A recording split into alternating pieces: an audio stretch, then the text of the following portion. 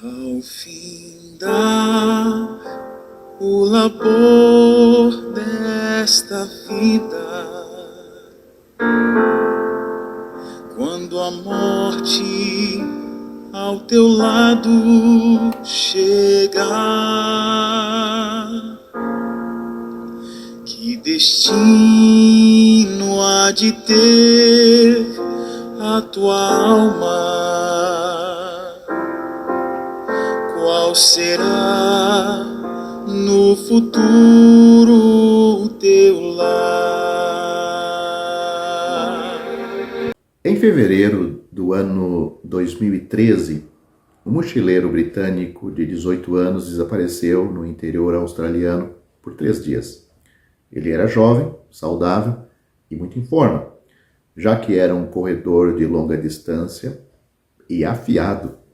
Ele estava trabalhando em uma fazenda de gado em Queensland e decidiu fazer uma corrida. No calor de uns 40 graus Celsius, ele ficou desorientado. Em vez de correr de volta para a estação de gado e segurança, ele estava indo em direção oposta. Felizmente, havia pessoas procurando por ele e ele foi encontrado durante uma busca de helicóptero na região. Deve ter sido uma provação terrível para este homem e sua família, quase inimaginável. No entanto, sua situação física é um reflexo de nossa condição espiritual. Muitas pessoas ficam desorientadas quando seu estado espiritual é analisado. Isso ocorre porque eles pensam que estão em um caminho através da jornada da vida, que terminará na bem-aventurança e glória do céu, mas estão indo no caminho errado. Se o jovem na Austrália não tivesse sido encontrado, o resultado teria sido a morte dele. Caro amigo, você que me ouve, se você nunca for encontrado, sua jornada terminará na morte eterna, que é o julgamento de Deus para a eternidade. Isso é definitivamente inimaginável. Vamos considerar se estamos no caminho certo e indo na direção certa.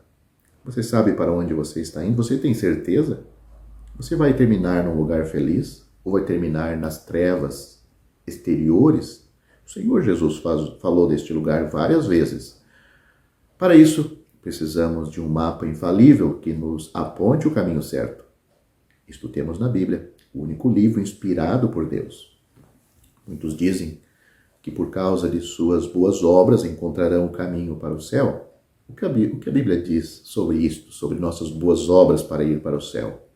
Efésios capítulo 2, versículos 8 e 9 diz: porque pela graça sois salvos por meio da fé. Isto não vem de vós, é dom de Deus, não vem das obras, para que ninguém se glorie. A linguagem não poderia ser mais clara.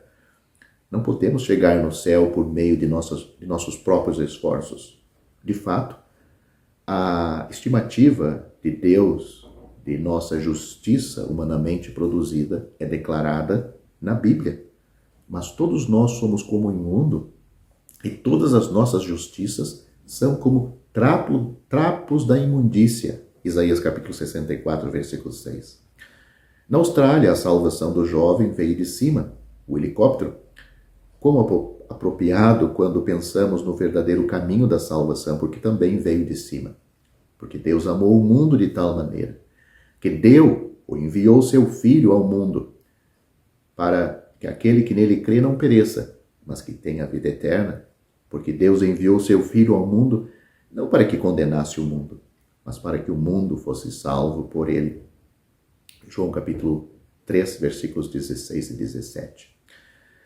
Lemos o seguinte a respeito do Senhor Jesus Cristo, o Filho de Deus. Porque o Filho do homem veio buscar e salvar o que se havia perdido.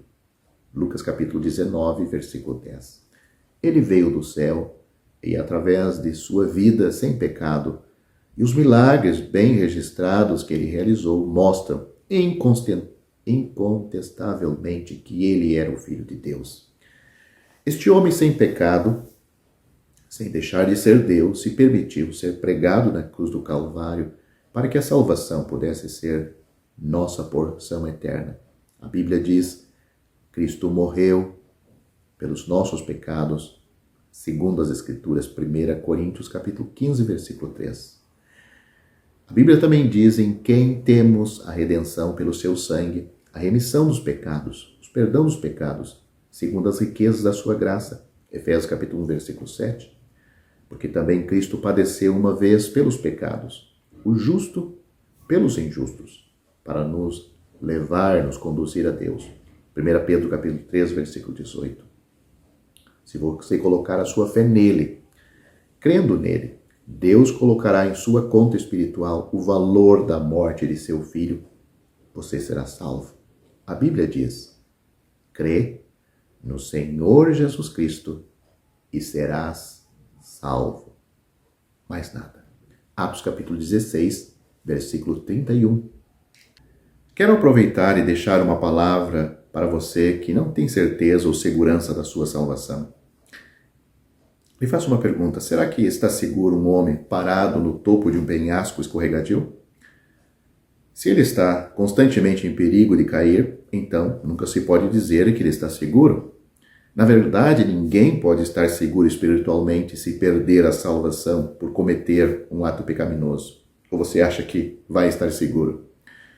Em 1 João, primeira epístola de João, capítulo 1, versículo 8, nós lemos o seguinte: se dissermos que não temos pecado, enganamo-nos a nós mesmos, e a verdade não está em nós. É bom notar que a palavra pecado está no singular, a palavra pecado aqui neste versículo, pois João está falando da natureza, da raiz, e não dos frutos, ou seja, os pecados. Ele está falando da natureza caída, a natureza, o pecado, e não os pecados, os seus frutos. Observe também o tempo presente no grego da palavra ter. Ele não diz tive no passado, ele fala no presente, ter. João não está se referindo à vida pecaminosa passada enquanto não convertidos, mas o estado presente em que os crentes ainda têm pecado, a natureza. Ninguém chega a um ponto na vida em que está livre do pecado. Não existe tal coisa como um crente vivendo em um estado sem pecado. E, portanto, não será possível para um crente estar seguro, sem perder a salvação, se depender dele estar sem pecado, a natureza. Isto só ocorre na hora da morte ou com a vinda do Senhor Jesus no arrebatamento. Jesus disse: as minhas ovelhas ouvem a minha voz, eu as conheço e elas me seguem. Eu lhes dou a vida eterna e nunca perecerão, nem ninguém as arrebatará da minha mão. João capítulo 10, versículos 27 e 28. Não há condições observadas neste texto, apenas declarações de fato absoluto. As ovelhas são de Cristo, elas ouvem a sua voz, ele as conhece, elas o seguem. Ele lhes dá a vida eterna, elas nunca perecerão e ninguém as arrancará de sua mão. Ele não diz: se as ovelhas ouvem a minha voz, elas são realmente minhas ovelhas. Ele não diz também: se as ovelhas me seguem, eu lhes darei a vida eterna. Elas não se tornarão suas ovelhas ouvindo sua voz e não recebem a vida eterna seguindo-o. Uma transação ocorreu anteriormente que já as tornou suas ovelhas. O Senhor Jesus disse no versículo 29 que a transação ocorreu quando seu pai deu, note, esta palavra está no passado, as ovelhas a ele. João capítulo 10, versículo 29. Agora que eles ou elas pertencem a Cristo, é de se esperar que as ovelhas façam o que as ovelhas geralmente fazem. Elas conhecem a voz de seu pastor e seguem sua liderança. Elas não seguirão nenhuma outra voz. Ele deixou isto claro nos versículos 4 a 5. As ovelhas o seguem, porque conhecem a sua voz, e não seguirão o estranho, mas fugirão dele, porque não conhecem a voz dos estranhos. Jesus disse: eu sou a porta, se alguém entrar por mim, salvar-se-á, ou será salvo, e entrará e sairá e achará pastagens. É uma figura de uma ovelha. João capítulo 10, versículo 9. Alguns defensores da segurança condicional sobre a salvação argumentarão que podemos seguir o Senhor Jesus hoje e seguir outra pessoa amanhã. Se assim for, devemos nos arrepender e começar a seguir o Senhor novamente. O texto argumenta contra esta possibilidade. As ovelhas de Cristo seguem a Ele e somente a Ele.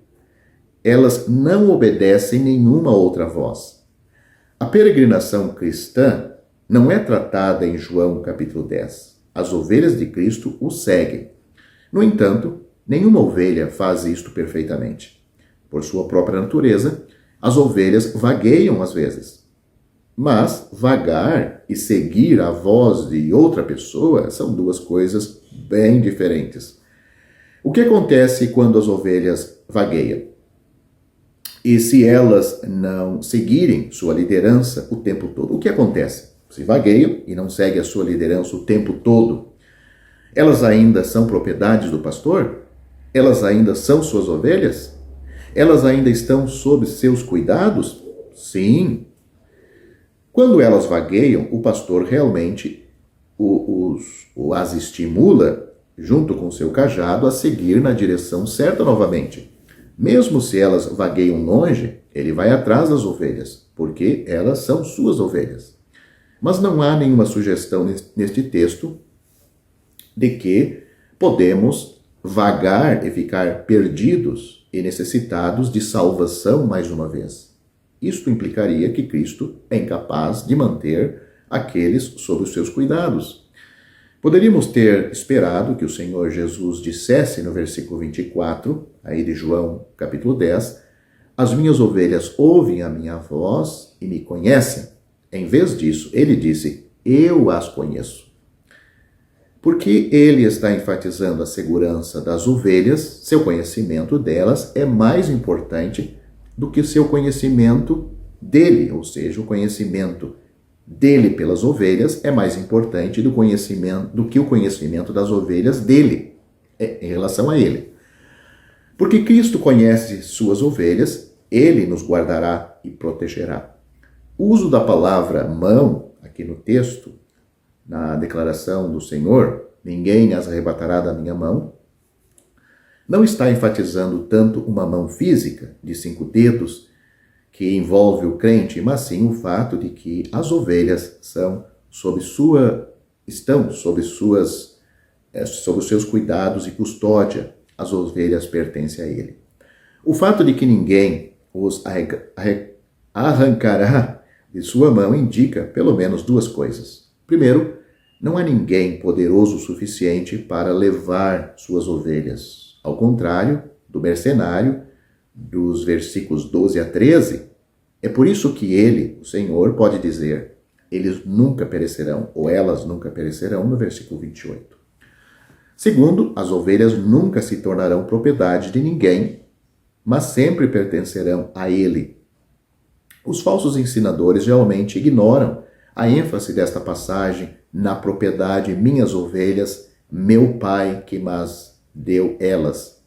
E, portanto, perdem detalhes importantes. Além disso, eles costumam argumentar que, embora ninguém mais possa nos tirar da mão de Cristo, podemos nos retirar voluntariamente.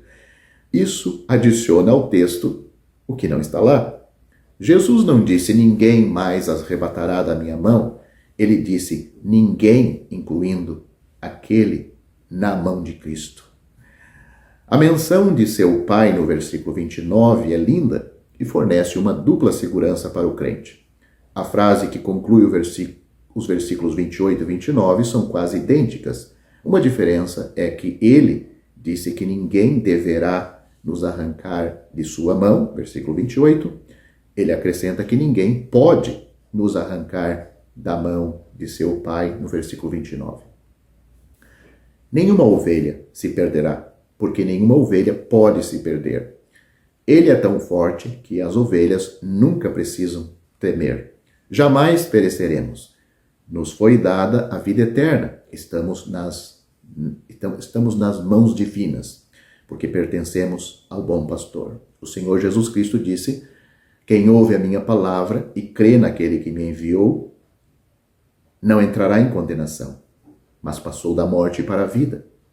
Ele também disse, Deus enviou seu Filho ao mundo, não para que condenasse o mundo, mas para que o mundo fosse salvo por ele. Quem crê nele não é condenado, mas quem não crê já está condenado. Só tem duas classes aqui, os que creem e os que não creem. Aqueles que creram no Senhor Jesus estão salvos, seguros, eternamente seguros. Aqueles que não são salvos, eles nunca mudaram a sua situação, eles não tinham uma outra situação, eles tinham só a situação de condenados. É assim que você está se você não está salvo. Você não precisa praticar nenhum pecado para ser condenado ao inferno. Cristo veio salvar você porque já está condenado. Você já tem pecado suficiente, não precisa praticar mais nenhum. Você já está condenado ao inferno. O que você precisa é de um Salvador. Este Salvador lhe dá total segurança. Ele disse, repito, eu sou a porta, se alguém entrar por mim, será salvo. O apóstolo Pedro disse, em nenhum outro há salvação, porque também debaixo do céu, nenhum outro nome há dado entre os homens, pelo qual devamos ser salvos. Só por Jesus é que nós somos salvos. E continuamos sendo salvos eternamente. Atos capítulo 4, versículo 12. Você, querendo ser salvo, você tem que crer no Senhor Jesus Cristo. Você também será salvo. Atos capítulo 16, versículo 31.